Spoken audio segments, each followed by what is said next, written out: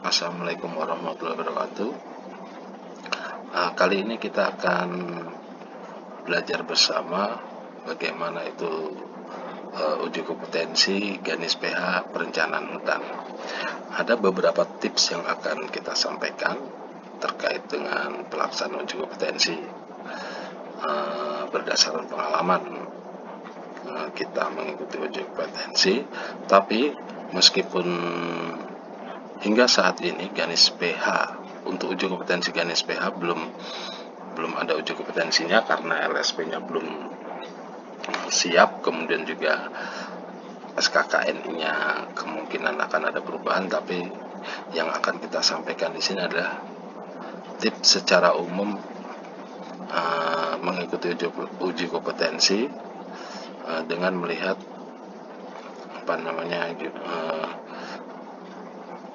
setiap unit kompetensinya itu bagian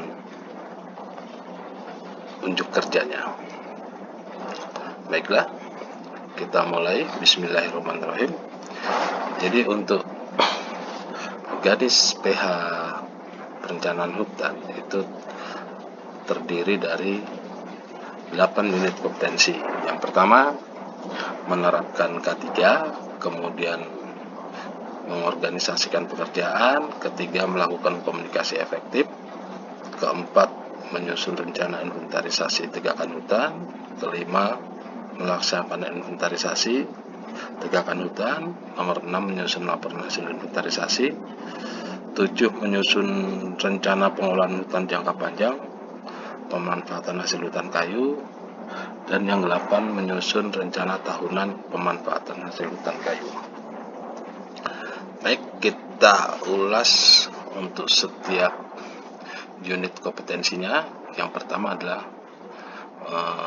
menerapkan K3 atau keselamatan dan kesehatan kerja. Deskripsi unit ini sebagaimana yang ada itu mencakup pengetahuan, keterampilan, dan sikap kerja yang diperlukan untuk penerapan K3. Di sini ada 4 elemen kompetensi. Pertama adalah persiapan, kemudian identifikasi sumber bahaya dan aksi pengendalian bahaya. Yang ketiga adalah melaksanakan program perlindungan K3 di area kerja. Yang keempat, mengkomunikasikan informasi K3.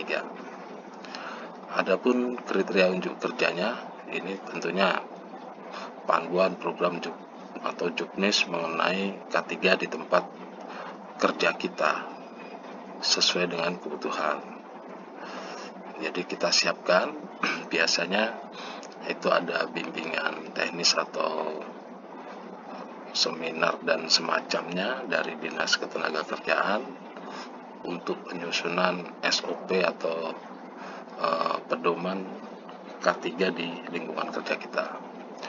Kemudian peralatan dan perlengkapan yang berkaitan dengan aktivitas usaha di tempat kita, itu persiapannya. Kemudian yang kedua, sumber bahaya di area kerja diidentifikasi sesuai prosedur. Berikutnya, aksi pengendalian bahaya dipilih berdasarkan karakter sumber bahaya. Yang ketiga, peralatan perlindungan diri yang tepat ditentukan sesuai dengan jenis bahaya. Misalnya kita kerja di hutan, maka kita identifikasikan sumber bahaya yang mungkin terjadi pada saat kita melakukan kegiatan. Kemudian antisipasi apa saja yang harus kita lakukan, kemudian peralatan atau APD, alat pelindung diri yang harus kita siapkan untuk sarana pencegahan dan seterusnya. Kemudian unjuk kerja yang ketiga adalah peralatan pelindungan diri yang tepat digunakan sesuai prosedur. Nah, bagaimana kita menggunakan peralatan itu? Ada prosedurnya. Misalnya penggunaan rompi itu kita pakai pada saat apa, sedang aktivitas, kemudian helm itu pada saat aktivitas, di mana, kapan, kemudian sepatu bot dan seterusnya. Kemudian juga ada inspeksi sumber bahaya, itu dilakukan sesuai prosedur. Kemudian aksi pengendalian bahayanya apabila ada kejadian juga dilaksanakan sesuai prosedur. Kemudian informasi untuk kerja yang berikutnya, informasi hasil identifikasi sumber bahaya, penilaian pengendalian risiko di tempat kerja itu dilaporkan. Informasi terkait perlindungan K3 dikomunikasikan kepada unit kerja secara akurat dan jelas. Nah, kemudian itu untuk kerja yang akan dinilai. Kemudian untuk panduan penilaian dari asesor, itu pertama adalah konteks penilaian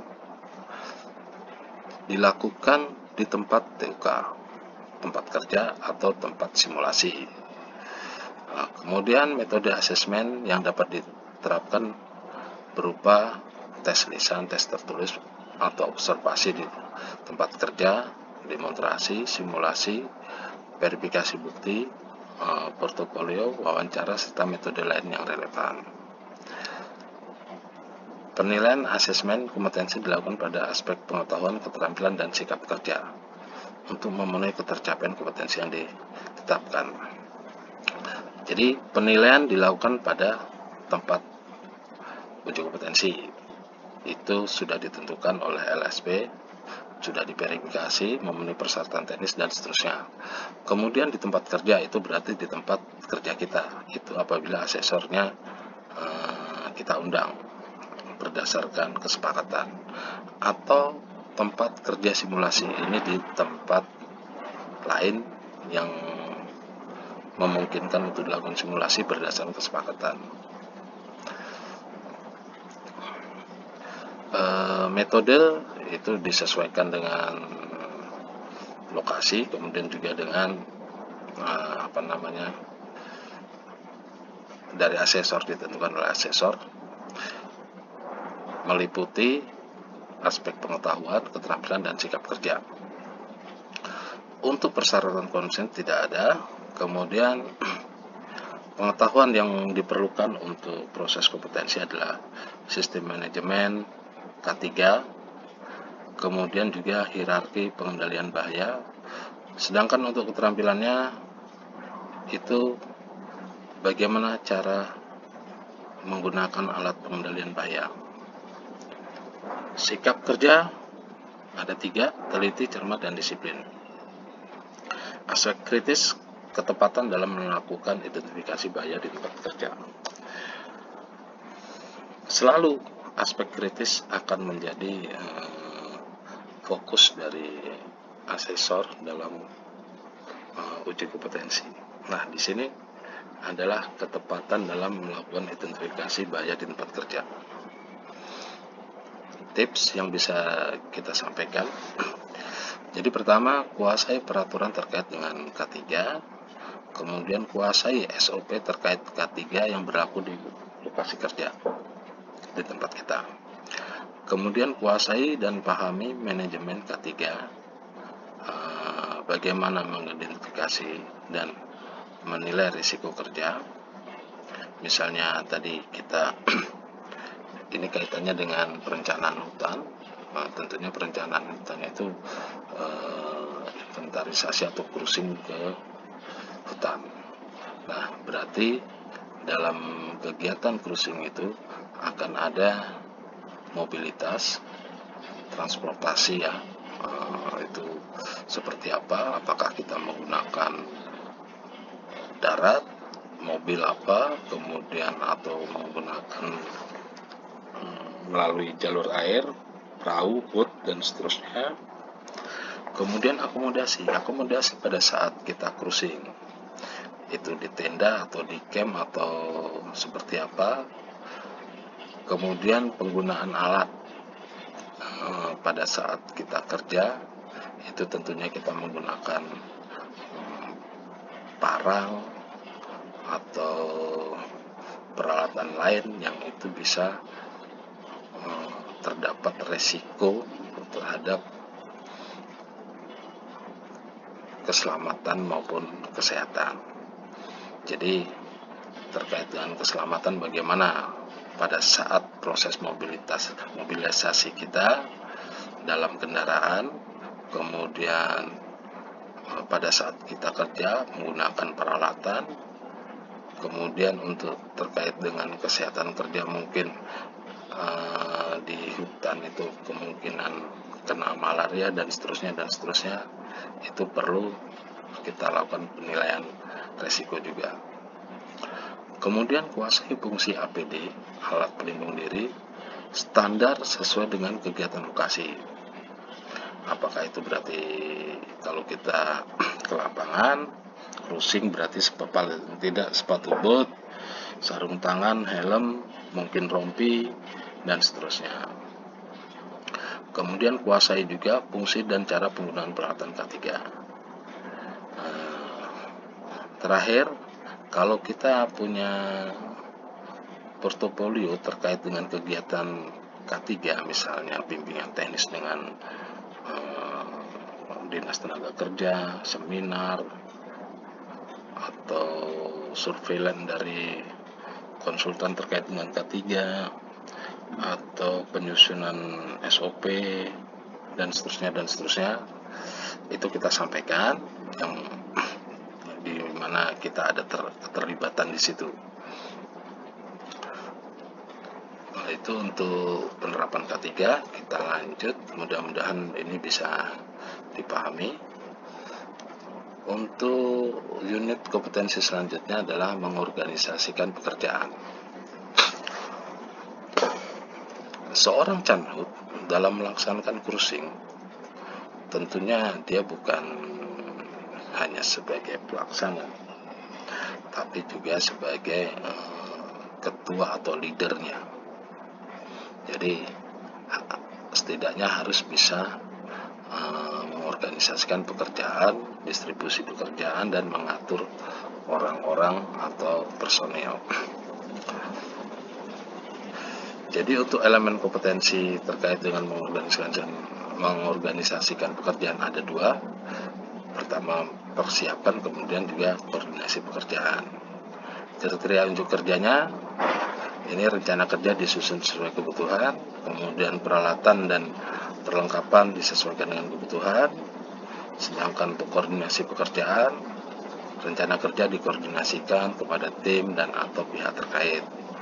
Pembagian tugas dilaksanakan sesuai dengan rencana kerja, tata hubungan kerja dilaksanakan sesuai prosedur, dan terakhir pelaksanaan pekerjaan dievaluasi sebagai bahan perbaikan. Untuk panduan penilaian, konteks penilaian sama, persyaratan kompetensi tidak ada, kemudian pengetahuan dan keterampilan diperlukan. Itu untuk pengetahuan itu teknik tata hubungan kerja, keterampilan itu melakukan perhitungan sumber daya, kebutuhan sumber daya, kemudian menentukan strategi dan menentukan langkah-langkah dalam pencapaian tujuan, menganalisis potensi dan masalah organisasi, dan berikutnya adalah berkomunikasi. Sikap kerja masih sama, cermat, teliti, komunikatif. Aspek kritis yang dinilai, kemampuan melakukan pembagian tugas dalam melaksanakan tata hubungan kerja. Baik, nah ini jadi fokus oleh asesor. Tapi sebelumnya terkait dengan unjuk kerja ada beberapa yang tips yang akan kita sampaikan. Pertama, bagaimana rencana kerja itu disusun sesuai kebutuhan. Kita mengenal di canhut itu inventarisasi perencanaan itu bisa dilakukan tergantung dengan tujuan. Apakah tujuannya itu untuk perencanaan jangka panjang, jangka menengah, atau untuk yang tahunan. Tentunya ini akan berbeda intensitas samplingnya, 1%, 5%, 10%, atau 100%. Kemudian juga apabila cruising dilakukan sampel, maka titik-titik sampel itu akan berjauhan, sehingga mobilitasnya tinggi, namun tenaga kerja mungkin bisa lebih sedikit, atau misalnya kita mau mempercepat waktu, berarti tenaga kerja yang kita tambah. Kemudian kalau misalnya 100%, untuk cruising 100% berarti tempatnya itu satu, kita fokus di situ, berarti kita ada mobilitas kurang karena hanya pada satu tempat, namun waktunya yang lebih panjang dan semua kegiatan terpusat di situ.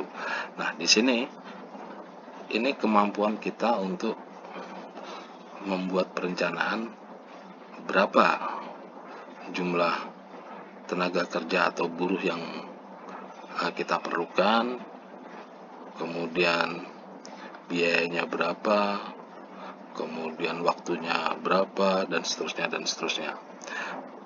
Termasuk juga nanti perlengkapan atau peralatan yang kita butuhkan untuk kegiatan itu apa saja. Nah, ini yang berdasarkan rencana kerja ini kita berkoordinasi dengan tim atau pihak terkait. Misalnya terkait dengan peralatan atau kebutuhan konsumsi, akomodasi, transportasi, kita akan berhubungan dengan bagian logistik.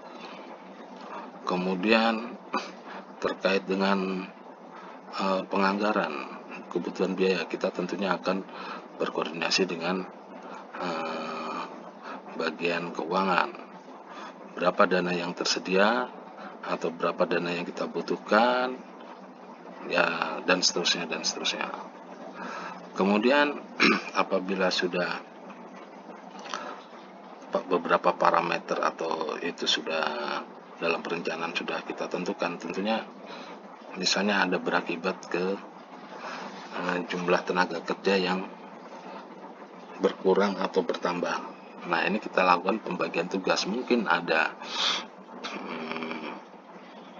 beberapa tugas yang dirangkap satu orang, atau satu tugas yang kita bagi ke beberapa orang karena ada pembagian tim kita pecah. Jadi misalnya awalnya satu tim kita jadikan 2 tim, berarti ada pembagian tugas atau ada rangkap jabatan, rangkap tugas dan seterusnya. Itu harus clear kita sampaikan dengan mempertimbangkan beban kerja masing-masing personel kita.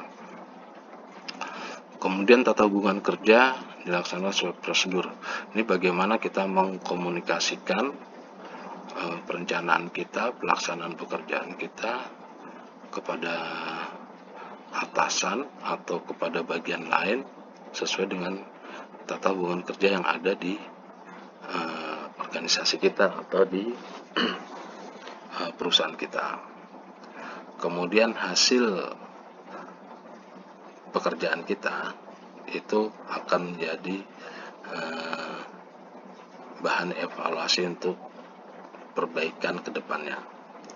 Nah, tips yang bisa kita bagi di antara lain, pertama adalah kuasai struktur organisasi, kewenangan, dan job description yang ada di instansi masing-masing atau perusahaan masing-masing.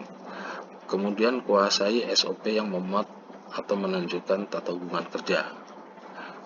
Nah, biasanya struktur organisasi, kemudian ada SOP apabila pelaksanaan cruising seperti ini, itu tata SOP-nya seperti apa, siapa yang dihubungi dan seterusnya. Itu biasanya untuk beberapa perusahaan sudah ditentukan. Kemudian kuasai teknik pendistribusian tugas dan beban kerja. Jadi di sini harus kita kuasai teknik bagaimana kita melakukan pembagian tugas sesuai dengan kemampuan personil. Kemudian juga jangan memaksakan tugas pada seseorang yang tidak ada kualifikasinya atau tidak mampu. Jadi jangan dipaksakan, mending kita tetapkan pada seseorang yang memang memiliki kemampuan daripada kita paksakan ke orang lain tapi nanti hasilnya kurang bagus. Kemudian terkait dengan uji kompetensi, kita sampaikan portofolio kegiatan yang berkaitan dengan distribusi tugas. Misalnya kita punya foto atau dokumentasi kita sedang melakukan briefing kepada personil atau diskusi, rapat, dan seterusnya. Kemudian juga misalnya kita ada melakukan disposisi ke personil, dokumentasi ini ya, surat disposisi ke personil dan seterusnya, itu bisa dijadikan bahan portofolio. Unit kompetensi berikutnya adalah melakukan komunikasi efektif. Di sini ada elemen kompetensinya ada 2, menetapkan strategi komunikasi dan menerapkan komunikasi efektif. Kriteria unjuk kerjanya ini tujuan komunikasi ditetapkan sesuai kebutuhan, kemudian metode dan media yang tepat ditetapkan berdasarkan tujuan dan karakteristik komunikan atau orang yang kita ajak berkomunikasi. Kemudian peralatan dan perlengkapan disiapkan sesuai kebutuhan. Untuk unjuk kerja berikutnya, penerapan komunikasi ini disesuaikan dengan metode. Kemudian juga hasil komunikasi dicatat sebagai bahan tindak lanjut. Jadi jangan lupa setiap diskusi atau apa itu dicatat notulensinya, dan itu akan bermanfaat di kemudian hari. Panduan penilaian untuk asesor terkait dengan konteks penilaian itu masih sama, kemudian persyaratan kompetensi itu tidak ada. Nah, untuk pengetahuan ini paling tidak kita harus memahami media komunikasi maupun metode komunikasi. Kemudian keterampilan, bagaimana kita melakukan personal approach, pendekatan, kemudian menerima dan memberikan tanggapan. Yang ketiga, menggunakan media komunikasi. Sikap kerja itu cermat dan komunikatif. Sedangkan aspek kritisnya adalah ketepatan dalam menetapkan metode komunikasi disesuaikan dengan tujuan dan karakteristik komunikan. Jadi untuk tipsnya, setidaknya kita menguasai teknik atau metode komunikasi berupa dialog, diskusi, seminar, FGD, dan lain-lain. Secara teori aja tidak apa-apa. Kemudian kuasai penggunaan media komunikasi. Nah, ini bisa untuk terkait dengan komunikasi kita di lapangan itu biasanya kita menggunakan misalnya pada saat kita briefing kita bisa menggunakan fokus LCD ya, atau kita menggunakan TOA, itu kuasai. Kemudian juga beberapa hal terkait dengan media elektronik dengan gadget gitu kita kuasai. Apa saja yang bisa kita manfaatkan.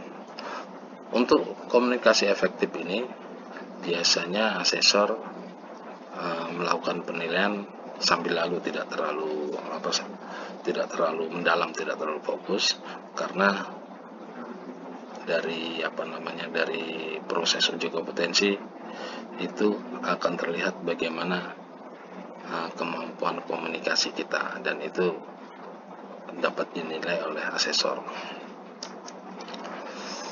Nah, ini kita masuk ke unit kompetensi yang teknisnya, yakni menyusun rencana kerja inventarisasi tegakan hutan. Di sini ada 5 elemen kompetensi. Pertama, persiapan, kemudian membuat rancangan tata letak, kemudian merancang sampling, jumlah plot dan peta ukur, kemudian menyusun kebutuhan dalam pelaksanaan inventarisasi tegakan, kemudian mendokumentasikan rencana kerja. Nah, untuk persiapan itu kita harus memahami atau menguasai peraturan atau prosedur terkait dengan inventarisasi tegakan hutan. Jadi kalau dulu seorang canhut itu harus memahami bagaimana cruising cruising untuk rencana jangka panjang, jangka menengah, dan yang untuk tahunan. Di situ ada bagaimana kita menentukan intensitas sampling dan lain-lain, tingkat kecermatan dan seterusnya. Terus kemudian juga ada inventarisasi IHMB,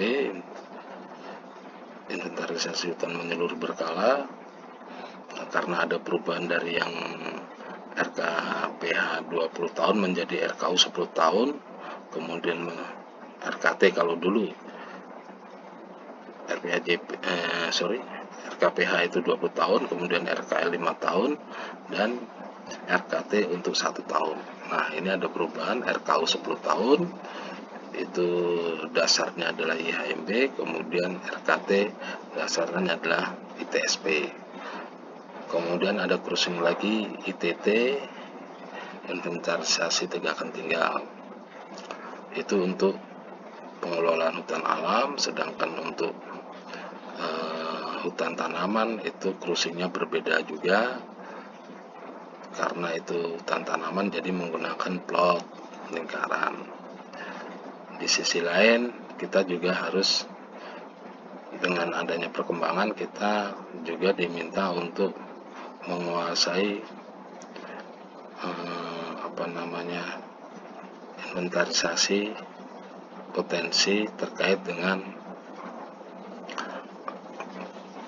RPHJP yang juknisnya itu sudah ditetapkan oleh Baplan. Kemudian juga untuk yang di hutan jati, bagaimana kita inventarisasi tegakan dalam rangka untuk menilai bonita tanah. Nah, itu canhut yang lama, silabusnya seperti itu. Nah, kemudian ada di sini ada penyederhanaan. Itu tidak disebut semua, tapi di sini hanya terkait dengan inventarisasi tegakan hutan. Baik, kita lanjut. Kemudian peralatan dan perlengkapan disiapkan sesuai ketentuan. Tentunya begitu kita sudah merencanakan suatu kegiatan cruising, kita akan tahu apa peralatan dan perlengkapan yang kita butuhkan. Kemudian membuat rancangan tata letak. Nah, ini kaitannya dengan perencanaan inventarisasi. Bagaimana kita membuat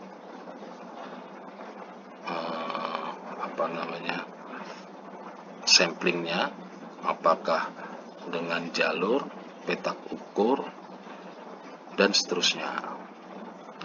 Kalau di IHMB nanti ada plot-plot ukur, itu dibuat sekian meter, jaraknya sekian, dia dalam bentuk jalur sekian, kemudian di dalamnya ada petak ukur yang lebih kecil, yang itu menjadi plot ukur untuk setiap tingkatan pohonnya, pohon, tiang, panjang, semai, dan seterusnya. Kemudian ukuran tata letak dan data spasial ini dibuat. Begitu kita sudah rancang, kita masukkan ke spasial untuk diolah. Kemudian juga dilakukan perhitungan lebih lanjut dan dibuat peta rencananya. Kemudian merancang sampling jumlah plot atau petak ukur. Jadi metode pengambilan sampelnya ini disesuaikan ketentuan. Bagian sampling ditentukan dalam peta rencana inventarisasi ketentuan. Di sini metode pengambilannya seperti apa? Misalnya metodenya digunakan adalah misalnya yang sampling itu random, kemudian apakah setelah itu sistematik, dan seterusnya. Itu kita rancang. Kemudian juga nanti untuk tingkat pohonnya itu berapa, peta ukurnya berapa kali berapa, 20 kali 20, tingkat tiang 10 kali 10, tingkat panjang 5 kali 5, semai 2 kali 2, dan seterusnya. Itu dirancang di sini. Misalnya itu digunakan, atau misalnya 100% berarti kita lakukan terhadap pohon dengan menggunakan metode jalur. Kemudian yang keempat, menyusun kebutuhan dalam pelaksanaan inventarisasi tindakan hutan. Kriteria unjuk kerjanya organisasi pelaksanaan sesuai kebutuhan. Tata waktu pelaksanaan inventarisasi tindakan hutan disesuaikan dengan kebutuhan. Biaya yang diperlukan, kemudian juga jenis jumlah kebutuhan perlengkapan regu kerja serta alat bantu diri yang disusun sesuai kebutuhan. Misalnya kita diberi tugas untuk melaksanakan ITSP dengan luasan 100 hektar, maka yang kita butuhkan adalah, pertama kita hitung jumlah personil yang kita butuhkan. Tentunya kita akan menyusun sesuai dengan tugas-tugasnya. Pertama, ketua regu tentu kita sebagai canhut, kemudian pengenal jenis, kemudian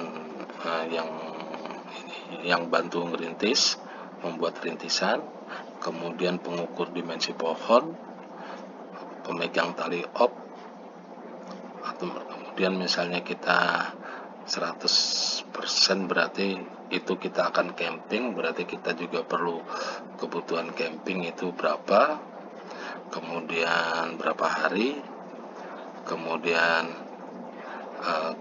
apakah kita perlu tukang masak sendiri atau tukang masaknya akan dirangkap oleh salah satu rekan kita, dan seterusnya. Itu kita hitung. Kemudian tata waktu yang dibutuhkan.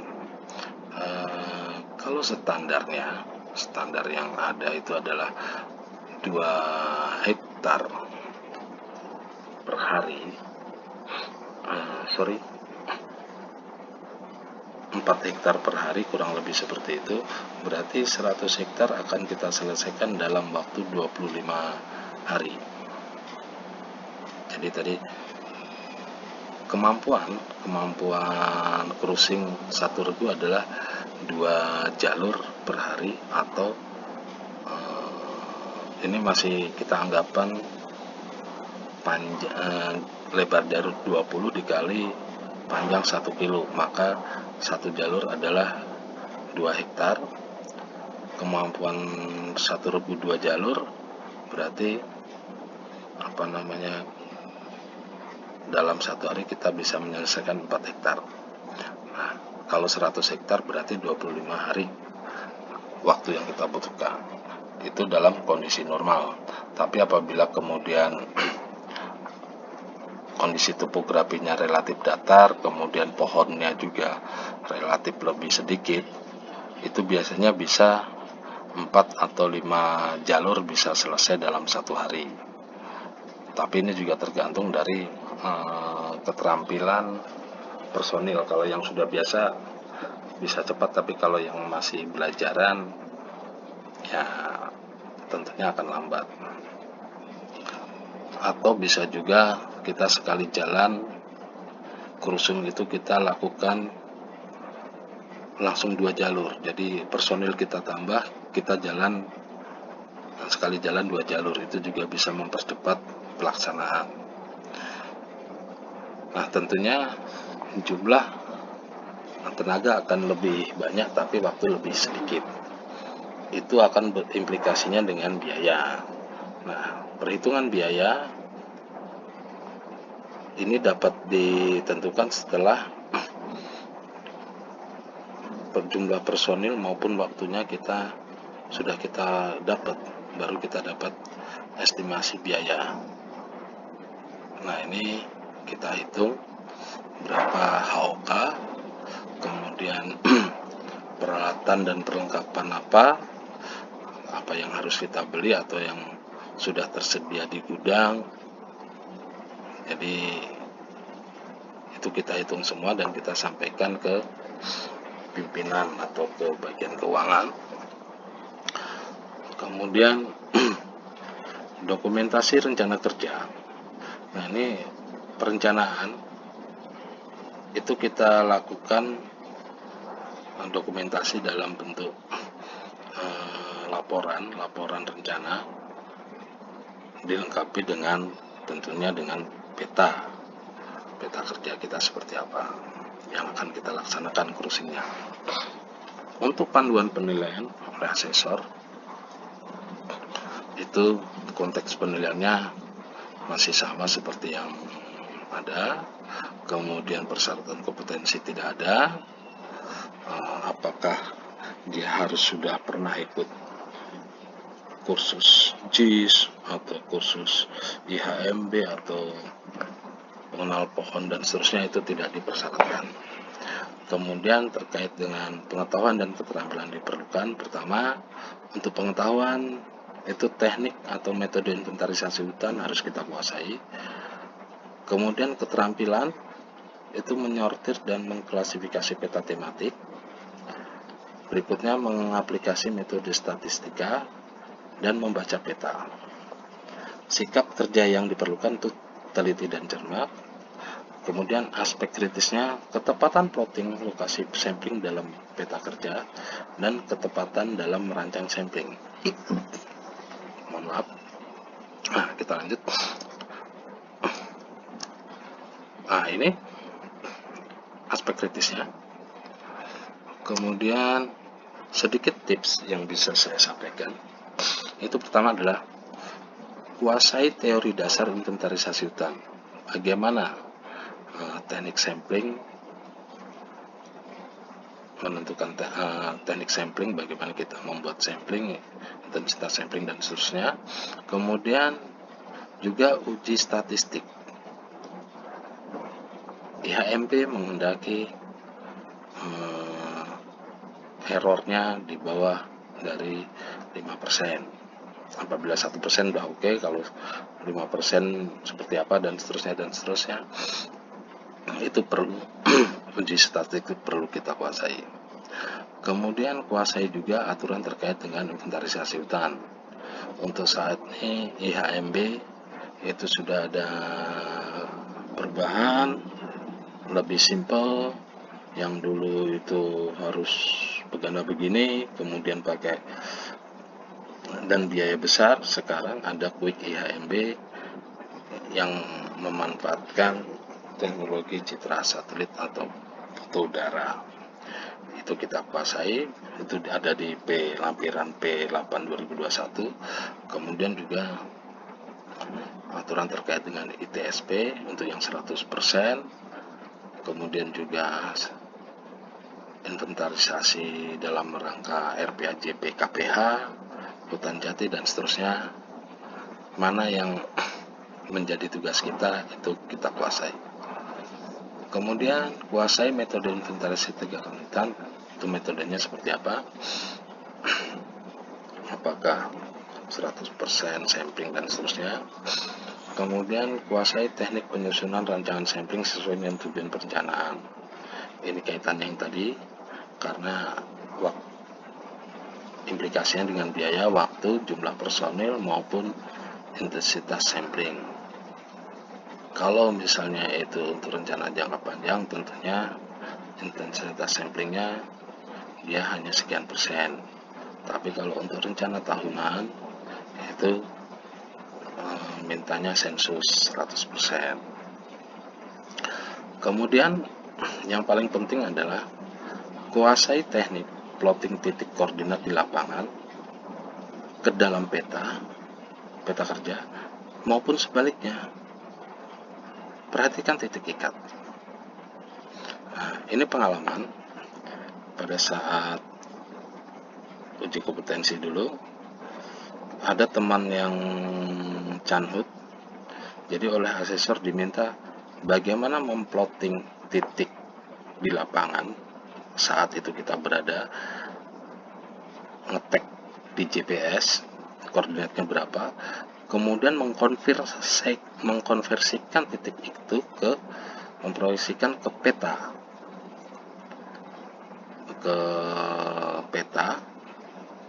jadi berapa lintang, berapa bujur itu di petanya seperti apa.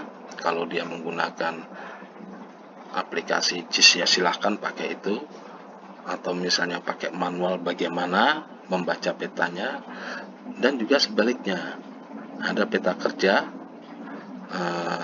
kita disuruh mencari titik yang ditunjuk oleh asesor itu di lapangannya seperti apa. Itu harus bisa kita peragakan. Juga bagaimana kita menentukan atau mencari titik ikat di lapangan. Pada saat kita lakukan pengukuran, kita menentukan titik ikatnya apa. Biasanya bentuk alam, bentuk alam yang tidak mungkin berubah untuk waktu yang lama, atau tanda lainnya yang mudah ditemukan. Itu kita plotkan ke peta. Sebaliknya, kita mencari titik ikat berdasar peta itu di lapangan seperti apa. Nah, itu minta diperagakan. Jadi untuk teman-teman tolong itu dikuasai supaya nanti pada saat uji kompetensi mudah untuk demonstrasi ke asesor. Dan tentunya kita sampaikan juga portofolio terkait penyusunan rencana inventarisasi tegakan atau hal yang berkenaan dengan inventarisasi atau cruising. Apakah kita pernah mengikuti kursus atau kita pernah melaksanakan pelatihan atau bimbingan teknis terkait IHMB dan seterusnya. Kemudian kita pernah menjadi ketua, terlibat dalam cruising dan seterusnya. Laporan-laporan kegiatan kita sampaikan. Unit kompetensi berikutnya adalah melaksanakan inventarisasi tegakan hutan. Ada 4 elemen kompetensinya. Pertama, persiapan. Yang kedua, melaksanakan pembuatan plot. Kemudian melakukan pendataan pohon dan mendokumentasikan hasil pekerjaan. Kriteria induk kerjanya, persiapan itu dokumen rencana kerja disiapkan sesuai ketentuan, kemudian peralatan dan perlengkapan disiapkan sesuai ketentuan, kemudian koordinat titik ikat, jarak dan azimut garis ikatan ditentukan sesuai rencana kerja. Nah, disinilah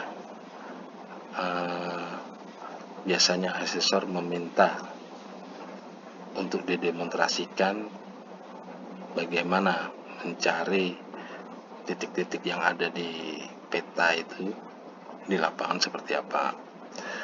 Kemudian jarak dan azimut antar plot atau jalur dipastikan sesuai rencana kerja. Ini bagaimana kita memastikan bahwa azimut antar titik itu sesuai. Biasanya kita ngeceknya dengan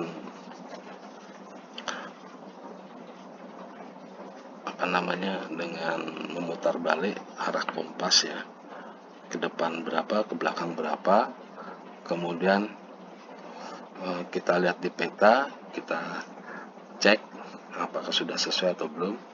Nah, itu nanti akan diminta demonstrasi atau menjadi bahan pertanyaan asesor. Kemudian plot atau jalur dibuat dengan bentuk, ukuran, jumlah, dan sebaran sesuai rencana kerja. Ini nanti diperjelas bagaimana cara membuat plot di lapangan, misalnya lingkaran itu seperti apa, kalau plotnya kotak atau jalur itu seperti apa, kemudian yang kotak-kotak bujur sangkar itu seperti apa. Sampaikan aja teknisnya, kita menggunakan tali dan seterusnya. Kemudian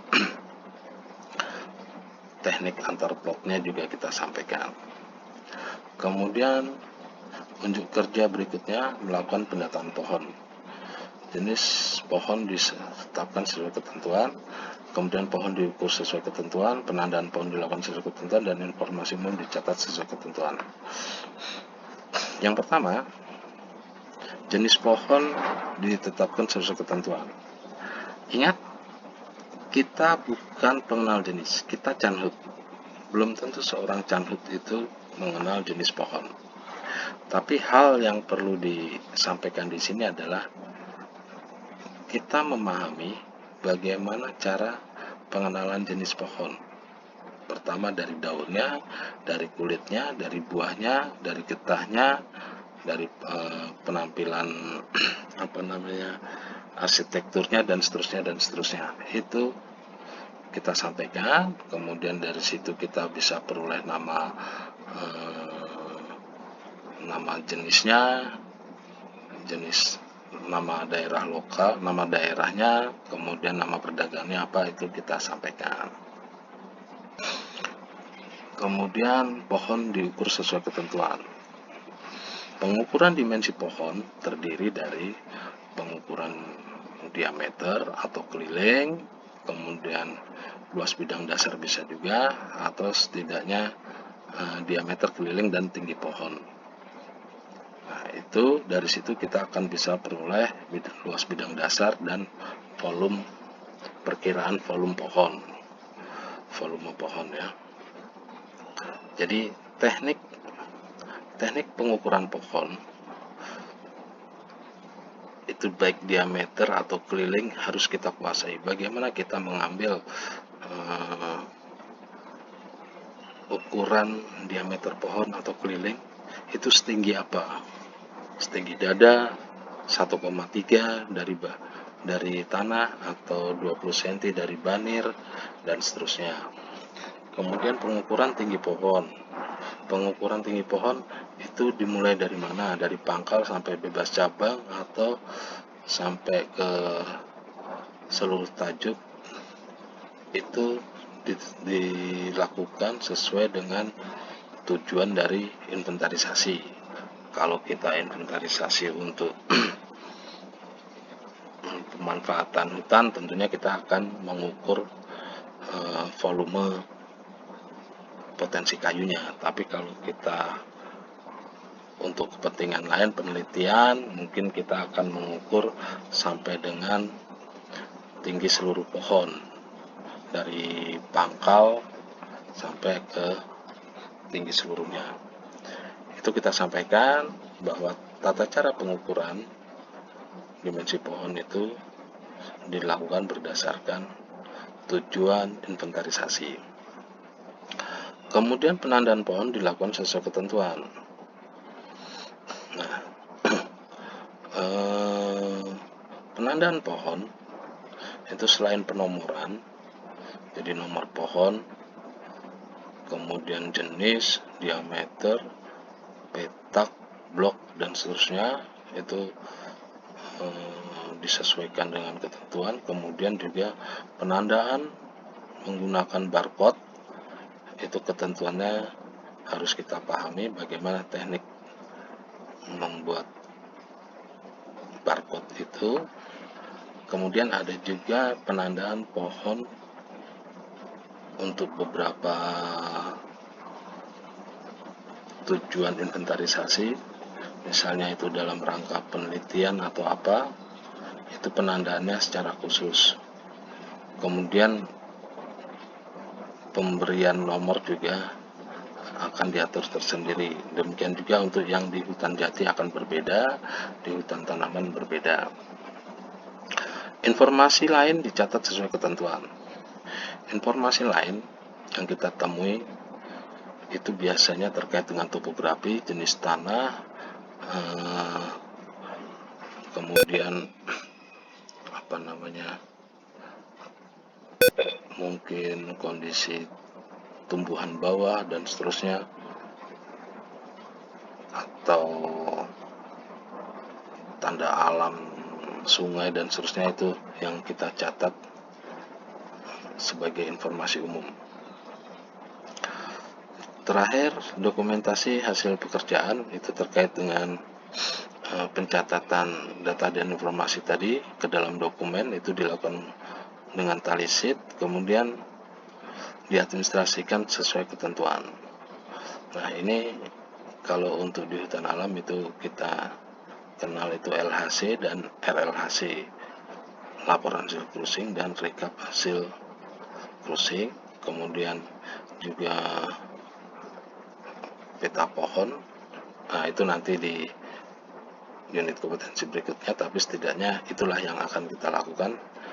Tapi untuk keluaran dari sini adalah berupa tali sheet. Kemudian untuk panduan penilaian asesor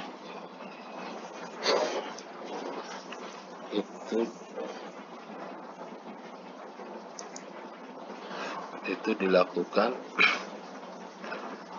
terkait dengan konteks penilaian itu masih sama, kemudian persyaratan kompetensi tidak ada,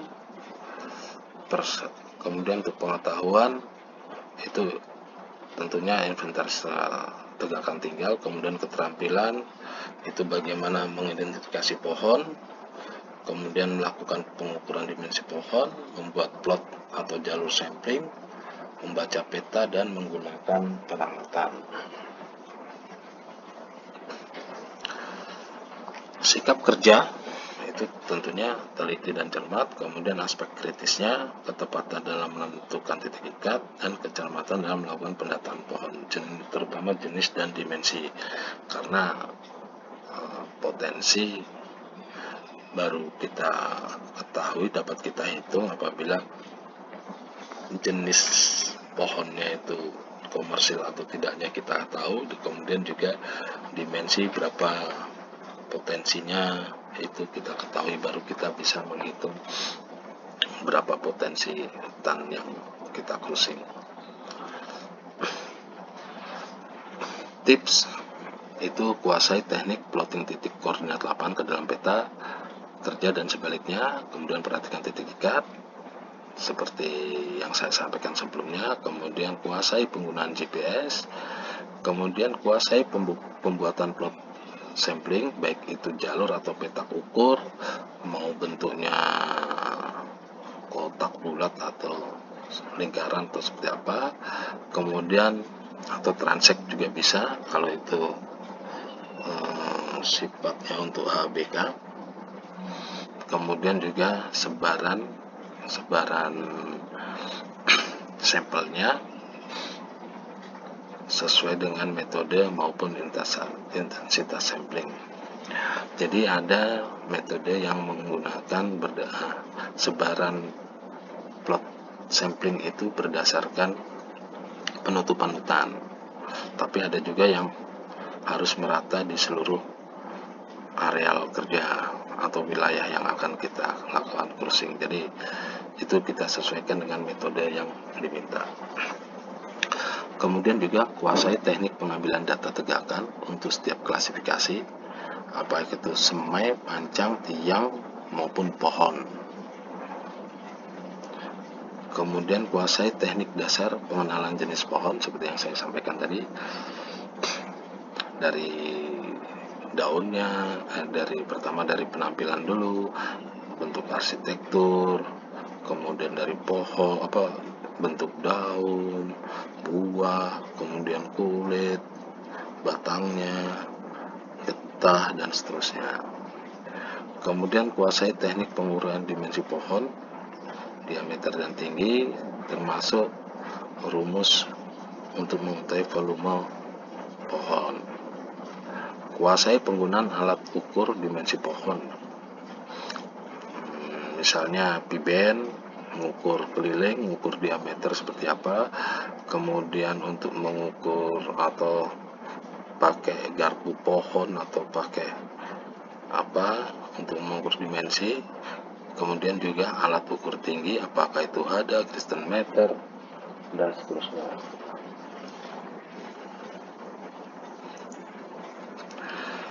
Selanjutnya, kuasai cara pembuatan tali sheet, bagaimana kita mencatat pohon, hasil cruising pohon nomor 1 itu di mana, jenisnya apa, di diameter berapa, tinggi berapa, dan seterusnya, atau keterangan lainnya. Kemudian juga koordinat pohon kalau diminta, dan seterusnya. Kemudian juga kuasai juga penandaan pohon, informasi apa yang ditulis di situ, kemudian bagaimana kita melakukan penandaan pohon dengan menggunakan barcode sebagaimana yang dipersyaratkan di SIPUH untuk hutan alam. Selanjutnya, kuasai cara pembuatan peta pohon. Tadi kalau di talisit sudah kita ukur ini ada di kanan atau di kiri, kemudian koordinatnya berapa. Nah, itu kemudian kita tuangkan ke peta pohon. Ini tekniknya harus kita kuasai.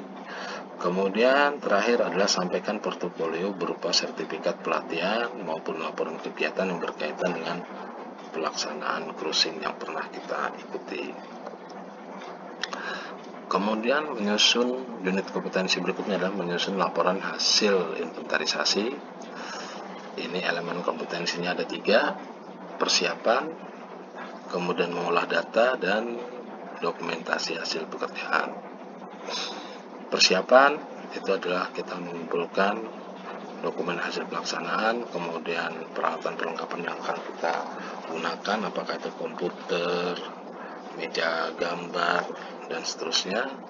Kemudian pengolahan data, itu bagaimana kita mengelompokkan data hasil inventarisasi berdasarkan kepentingan.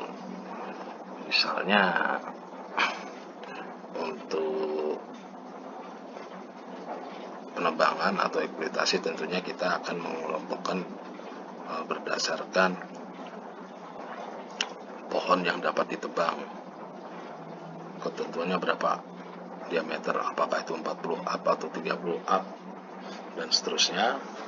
Kemudian kalau kita melakukan ITT, inventarisasi tegakan tinggal, berarti kita mengelompokkan data semai, pancang, tiang, pohon inti, pohon induk. Nah, itu kita kelompokkan. Atau untuk inventarisasi lainnya yang penelitian, kita mau lihat riapnya atau apa, itu kita harus bisa mengelompokkan data yang sudah kita ambil di lapangan. Kemudian jumlah dan volume pohon dihitung berdasarkan kelas diameter dan satuan luas. Jadi pengelompokan lagi terkait dengan jumlah dan volume pohon, itu kelas diameter yang tadi,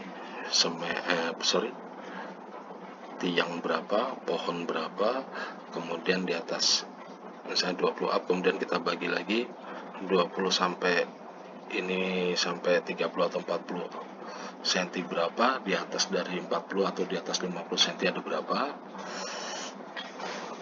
Kemudian dari situ kita akan tahu per hektarnya potensinya berapa, sekian kubik per hektar untuk yang kelas diameter ini, untuk jenis ini, dan seterusnya. Terakhir adalah dokumentasi.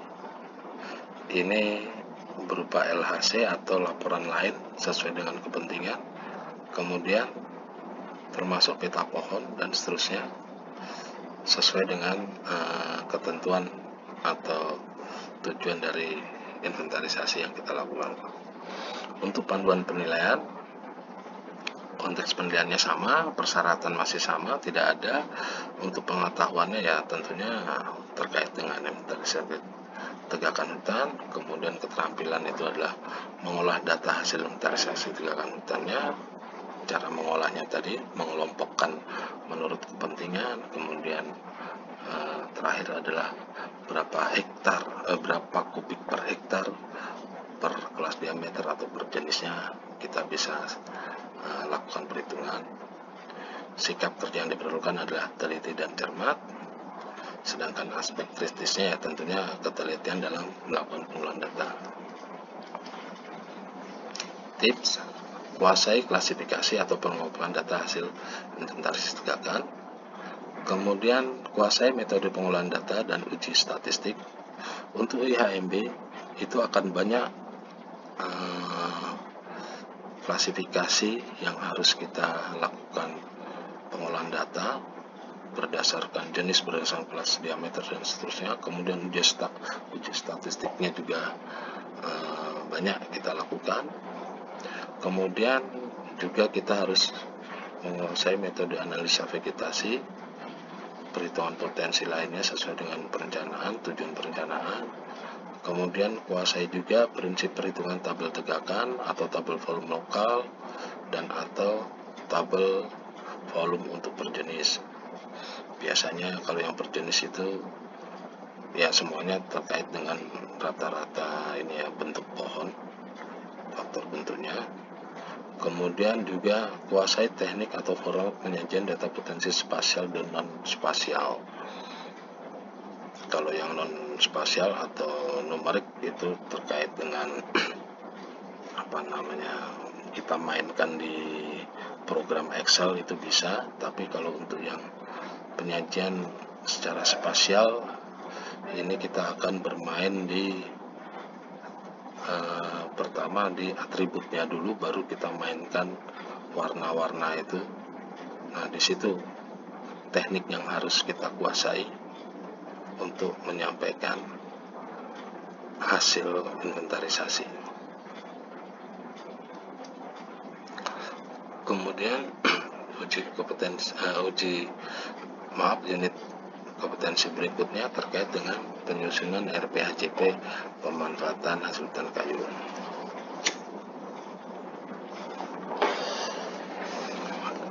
Di sini menggunakan narasi atau nomenklatur RPHJP sebagaimana di KPH, rencana pengolahan hutan jangka panjang, atau kalau di unit usaha itu RKU, rencana kerja umum yang periodenya 10 tahun. Jadi intinya ini menyusun rencana untuk 10 tahun atau rencana jangka panjang. Elemen kompetensi ada 3, persiapan, pelaksanaan, dan dokumentasi kerja.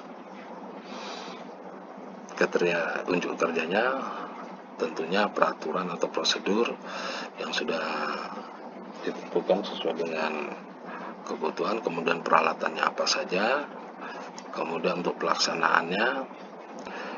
Untuk yang jangka panjang tentunya kita akan melakukan penataan areal kerja, kemudian ada potensi kawasan dihitung sesuai hasil inventarisasi, ini sudah dilakukan berdasarkan IHMB. Kemudian hasil kajian sistem silvikultur yang disiapkan sesuai kebutuhan, analisis lingkungan dan sosial disiapkan sesuai ketentuan, analisis finansial dan ekonomi disiapkan sesuai ketentuan. Ini saya bacakan dulu baru nanti saya singgung. Kemudian untuk dokumentasi hasil kerja disusun dalam bentuk dokumen rencana pengolahan jangka panjang, kemudian juga dokumen rencana jangka panjang disampaikan untuk mendapat pengesahan dari instansi yang berwenang dan didistribusikan sesuai ketentuan. Ini saya bacakan panduannya juga dulu, baru nanti saya sampaikan penjelasannya sedikit. Panduan penilaian oleh asesor itu masih sama, persyaratan kompetensi masih sama, tidak ada. Kemudian pengetahuan dan keterampilan yang diperlukan untuk pengetahuan terkait dengan perencanaan hutan, kemudian silvikultur, penataan areal kerja, perhitungan potensi, kemudian untuk keterampilan untuk mengoperasikan alat pengolah data dan membaca peta. Sikap kerja yang diperlukan teliti dan cermat. Aspek kritisnya kecermatan dalam mengolah dan menganalisis data bahan penyusunan dokumen rencana jangka panjang.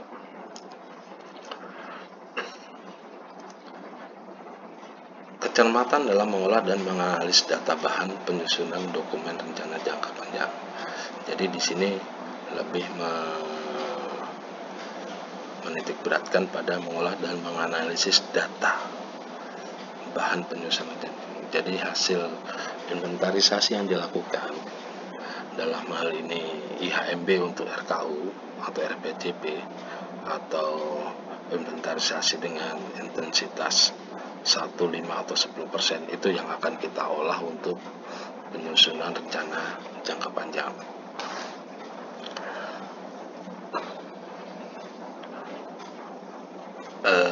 Kita balik dulu ke kriteria unjuk kerja. Jadi penataan areal kerja disesuaikan dengan ketentuan. Tapi sebelum penataan areal kerja, ini berarti kita harus tahu delmak-delmiknya, delineasi makro dan delineasi mikro. Kita harus tahu areal yang kita akan lakukan penataan areal kerja, itu ketentuan yang berlaku seperti apa. Apakah itu ada tutupan lahan, atau berhutan tidak berhutan, kemudian nanti areal konservasi, areal zona penyangga, zona lindung dan seterusnya, pemukiman dan seterusnya, itu tidak dihitung atau kita keluarkan menjadi bagian areal yang efektif dan areal non efektif. Itu kita pilah dulu, kemudian di situ kita perlu tidak hanya dari IHMB tapi informasi dari hasil inventarisasi Sosekbud juga perlu kita lakukan. Setelah itu, untuk areal yang efektif berhutan, setelah kita mengetahui luasnya berapa, kemudian potensinya apa saja, baik potensi kayunya maupun apa, kita baru bisa menentukan sistem silvicultur yang akan kita terapkan di situ. Atau kemudian sekarang itu ada multi usaha apa saja yang akan kita lakukan di situ. Apakah kayu, HBK, jasa lingkungan, atau kombinasi. Di situ masing-masing akan mempengaruhi perencanaan kita. Kemudian juga untuk yang kayu, pemanfaatan kayu, di situ ada beberapa sistem silvicultur, apakah itu tebang pilih, tebang habis, permudahan alam, permudahan buatan, agroforestry, dalam kaitannya dengan pemberdayaan masyarakat, dan seterusnya, itu akan kita rencanakan, kita pilah, kita masukkan dalam penataan areal kerja. Kemudian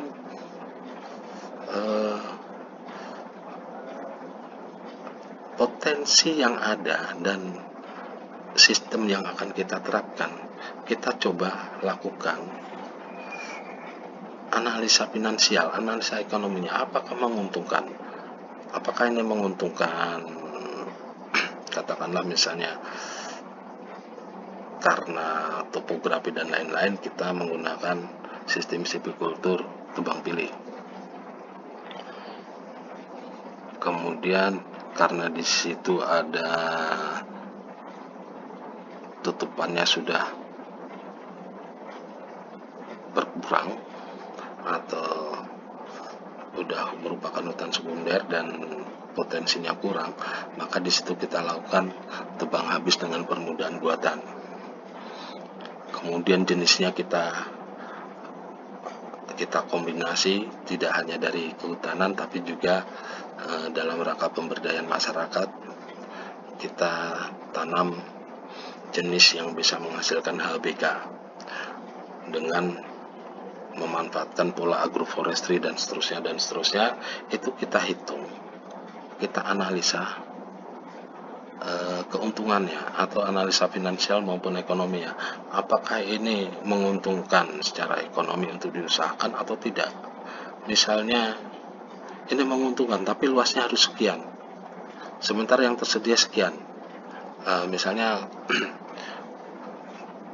luas minimal ini baru bisa menguntungkan apabila 20 hektar, sementara yang tersedia luasnya atau yang bisa diusahakan hanya 10 hektar. Ya jangan kita paksakan, kita sampaikan ke pimpinan bahwa apabila kita menerapkan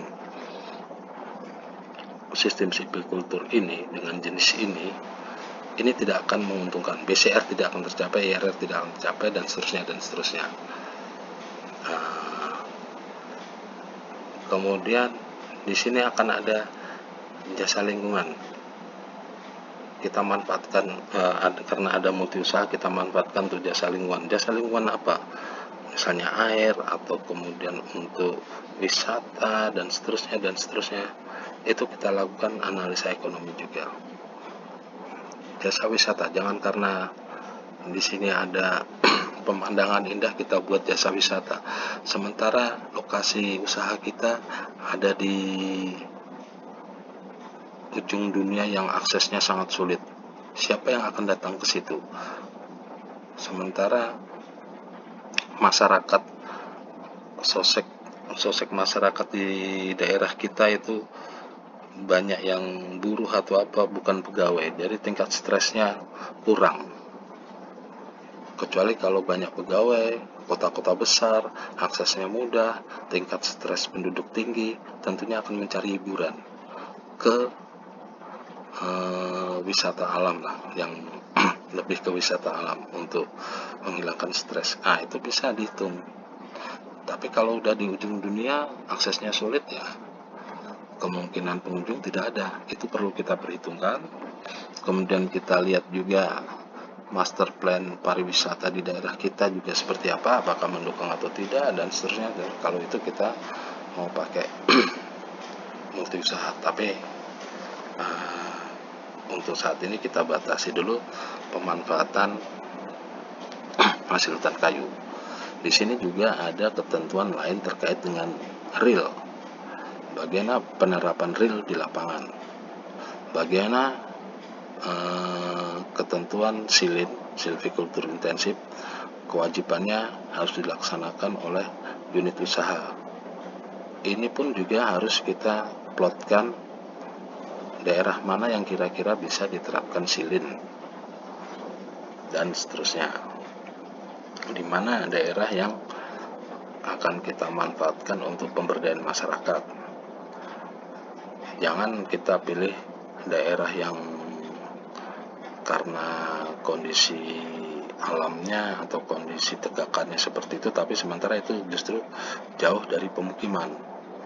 Tentunya juga tidak efektif.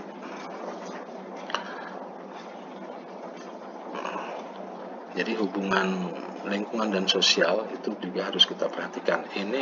Data ini diperoleh dari inventaris sosek yang dilakukan di awal, atau kita bisa peroleh dari informasi dari desa, dari kecamatan, atau dari dari statistik BPS. Itu bisa kita peroleh, kita manfaatkan. Jadi untuk dokumentasinya ya kita menyesuaikan dengan ketentuan yang berlaku. Misalnya itu RKU, untuk usaha kita mengacu ke format RKU. Kalau itu RPAJP, kita untuk KPA kita mengacu ke format RPAJP atau untuk kepentingan lainnya.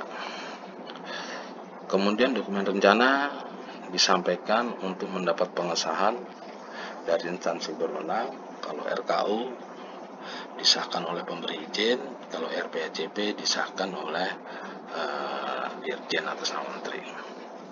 Kemudian dokumen yang disahkan kita distribusikan sesuai ketentuan ke dinas, ke kementerian, PT, dan seterusnya. Jadi mungkin tips yang saya sampaikan barusan itu sesuai dengan tips yang ada di sini. Tambahan, kuasai juga prinsip sistem silvicultur, bagaimana perhitungan etat tebang. Jadi pada saat penataan areal kerja itu kita tentukan juga, kita hitung etat tebangnya, apakah kita mau pakai berdasarkan etat tebang berdasarkan riap, kemudian apakah itu berdasarkan luas, sesuaikan dengan jangka waktu yang mau kita pakai, apakah itu rotasi 35 tahun atau rotasi 20 tahun atau berapa. riap yang rotasi itu bisa kita pakai waktunya berdasarkan riap. Tentunya riap ekonomis tabel Caimai akan bermain di sini untuk penentuan rotasi tebang berikutnya. Kemudian juga kuasai prinsip PHPL terkait dengan sertifikasi PHPL terkait dengan prasyarat produksi ekologi maupun sosial. Yang lain itu analisa finansial dan ekonomi untuk jenis masing-masing jenis usaha atau komoditas. Itu tadi terkait dengan penentuan sistem silvikultur atau multi usaha yang mana yang akan kita pakai. Sudah kita sampaikan juga tadi. Kemudian mungkin ada sedikit pengetahuan yang perlu kita kuasai juga terkait dengan peralatan. Kalau kita menggunakan peralatan yang baru, maka tidak masalah dengan topografi. Tapi kalau kita atau rencana jalan yang akan kita buat, tapi kalau misalnya alatnya itu yang akan digunakan itu alat yang sudah tua, mungkin perlu perhatian khusus jarak dan jalan yang akan kita gunakan, jalan angkutan yang akan kita gunakan. Juga pemilihan blok RKT atau mana duluan yang akan kita panen itu juga akan berpengaruh di situ dengan kondisi alat. Baik, mungkin cukup untuk penyusunan RPJP, kemudian untuk RKT atau rencana tahunan pemanfaatan hasil hutan kayu. Di sini ada 3 elemen kompetensi: persiapan, pelaksanaan, dan dokumentasi.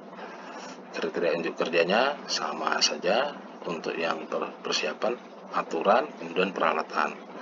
Kemudian untuk penyusunan RKT-nya sendiri, itu data pokok manajemen disusun, kemudian relasi kegiatan tahun berjalan, kemudian rencana kegiatan berikutnya. Jadi sebenarnya di sini tidak hanya rencana tahun berjalan, juga tahun yang lalu juga kita perhatikan. Kemudian untuk dokumentasi hasil pelaksanaan itu penyusunannya, format rencananya dalam bentuk buku dan peta, kemudian pengesahannya oleh siapa, kemudian distribusi dan pengadministrasiannya. Untuk panduan penilaian oleh asesor, konteks penilaiannya sama, persyaratan kompetensi tidak ada. Kemudian untuk pengetahuan dan keterampilan diperlukan, untuk pengetahuan itu sama tadi, perencanaan hutan, silvikultur, penataan areal kerja, perhitungan potensi.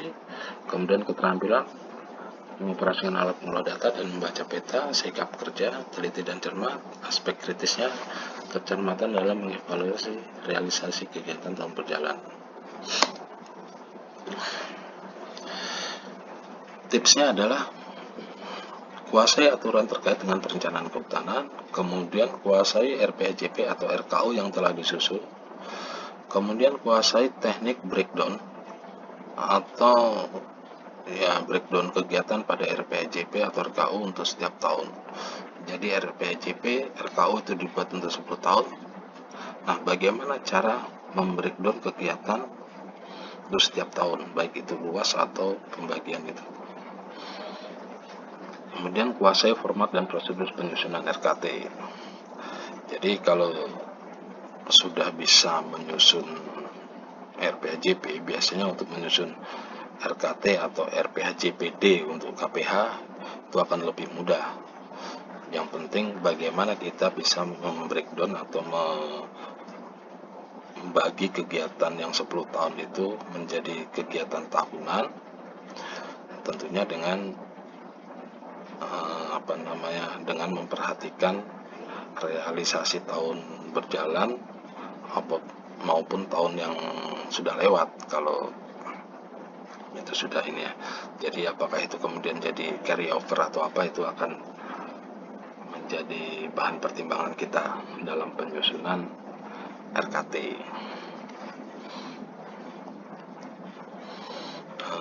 Mungkin terkait dengan uji kompetensi perencanaan hutan yang bisa kita sampaikan seperti itu.